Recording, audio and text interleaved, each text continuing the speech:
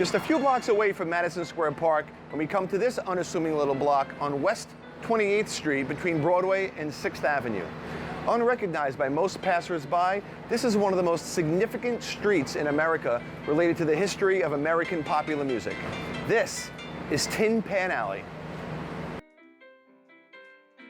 Tin Pan Alley is synonymous with the golden age of American songwriting, when New York was the world's epicenter of composing, lyric writing, and sheet music publishing. But less known is that Tin Pan Alley was an actual place, a small section of West 28th Street between Broadway and Sixth Avenue, located right off Broadway where all the variety and vaudeville theaters were, and right in the middle of the two popular entertainment districts of the time, Madison Square, just a couple of blocks to the south and east, and Herald Square, a few blocks north. The perfect location. The buildings at 47 to 55 West 28th Street were an integral part of the area known for having New York City's most significant concentration of sheet music publishers at the turn of the 20th century, and as the birthplace of some of our most beloved songs in the American songbook.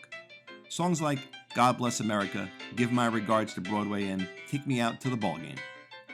It's also where popular music icons like Irving Berlin and George Gershwin first wrote songs. In fact, George Gershwin sold Fred Astaire's songs here back when Fred and Sister Adele were a fledgling song and dance act.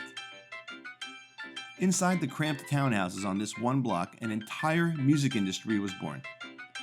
Even the William Morris Agency has its roots here on West 28th Street in Tin Pan Alley. The sheet music firms housed in these buildings revolutionized the way the music industry created, promoted, and consumed popular music.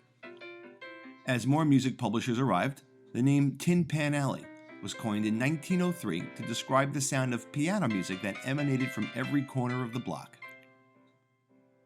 A reporter from the now-defunct New York Herald who, while walking down this small block on West 28th Street, heard the dissonant sound of dozens of pianos in the publishing houses lining the street, competing with each other through the open windows. "It sounds like a bunch of tin pans clanging," he is reported to have said, and the name stuck. It became an all-inclusive term for the music production industry in America in general. It also became the inspiration for the music studios of London's Tin Pan Alley on Denmark Street. Though the music publishers moved away a century ago, these few buildings from the 1850s represent Tin Pan Alley's significant contributions to American culture. The first music publisher to move to the block was M. Whitmark & Sons in 1893, headquartered at 51 West 28th Street. That firm originated the wildly successful practice of gifting professional copies of music to well-known singers as a marketing strategy. By 1907, there were 38 publishers on the block. Tin Pan Alley is also known for giving unprecedented opportunities to songwriters of color and of Eastern European Jewish descent. The country's first African-American owned and operated music publishing businesses had offices here. The Tin Pan Alley era dawned at a unique moment in the development of sound processing technologies and during a notable shift in in-home music culture. The sheet music first produced on Tin Pan Alley was meant to be taken home for live piano performance and entertainment. Between 1901 and 1920, however, American households began to own record players, and the new recordings were seen as a convenience over the time and expense of piano training. By 1910, the music publishers in this area had followed the entertainment district to Times Square, where big, shiny custom offices were able to accommodate the new in-house orchestras and recording spaces. Today, the history of this small street that gave birth to the modern music industry, and where some of America's most beloved songs were written, has been mostly forgotten.